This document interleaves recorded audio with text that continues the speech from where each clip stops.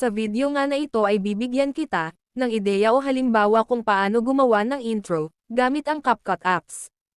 Ihanda lamang ang kakailanganin. Ito ay ang profile picture ng iyong YouTube channel, music background, download subscribe button animation green screen. Proceed na tayo. Punta tayo sa CapCut, then click mo yung new project, then yung stock video. Pindutin mo itong black, then, click add. Tapos ito, adjust mo lang, kung gaano kahaba ang gusto mong ilagay, sa iyong intro.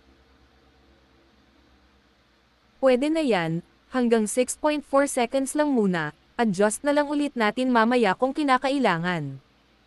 Then, hanapin mo yung stickers, tapos, click mo lang yan.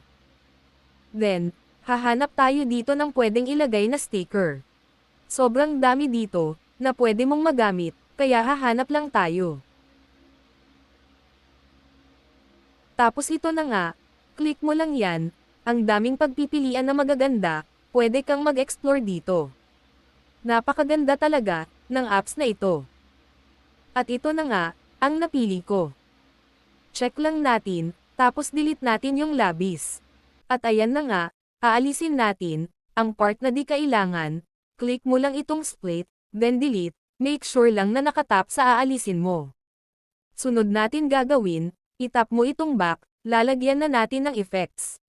Then, itap mo itong video effects. At iyan na nga, pipili tayo guys na babagay na effects doon sa stickers natin. Dito tayo sa butterflies, actually, pwede kayong mag-imbento ng kahit ano dito. Back natin, then, play. Then, hanapin natin ang overlay, add relay. Punta sa photos, hanapin ang profile picture mo. Then, click mo itong add. Tapos, hahanapin natin yung mask, click mo iyan. Tapos, click circle, then adjust natin ito. After mong ma-adjust, pwesto mo na kung saan mo gusto, ako, dito. Pumunta ka sa animation, bahala ka na kung anong gusto mong gamitin, napakadaming pagpipilian dito. Ito na nga at zoom in ang napili ko, then, adjust mo ito. Back ulit tayo guys, hanapin natin ang text, then click add text. At dito nga, ilalagay na natin ang pangalan ng YouTube channel.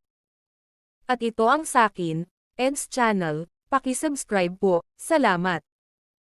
Pagkapili mo, pumunta ka ng animation, kung anong gusto mong gamitin, ako ay nagbibigay lamang ng ideya. At ito na nga, is the right ang gagamitin ko. Then adjust mo lang.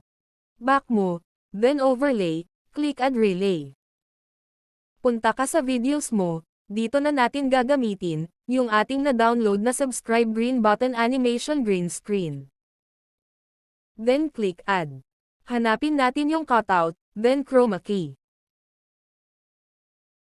Then, dyan may color picker, kapag yung circle na green, okay na yon, tapos tap mo lang yung intensity, adjust mo lang, hanggang sa mawala ang kulay green. Then, back, and play. Check mo na rin, kung okay ba sa'yo yung kinalabasan, kung okay na sa'yo yan, lalagyan natin ng effects, ganun ulit, punta sa effects, click video effects hanap ka na lang, na babagay. At ito na nga ang napili ko, explosion. Dito tayo sa spark, at explosion effects na nga ang napili ko.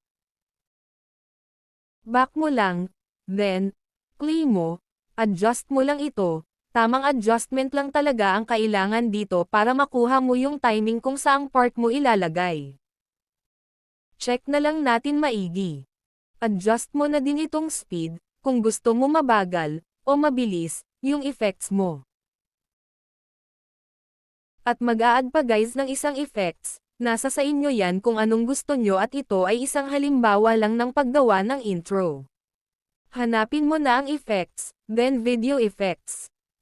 At iyan na nga, punta tayo sa spark, then dito tayo pipili, itong meteor yung napili ko. Back mo, at i-adjust ulit yung speed.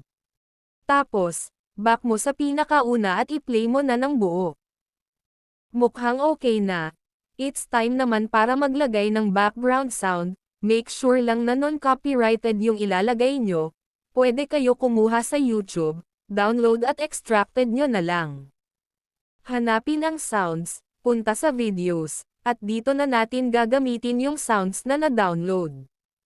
Itong sounds na ito ang napili ko, dahil nagagandahan ako. Then click add. Then, i-play mo na. Dito nga ititira ko lang yung parts na kukuhanin ko, hanggang 7 seconds lang ang titira ko. Tap mo yung split, then, delete. Yan guys, nakabuo na kayo ng isang intro, play na natin.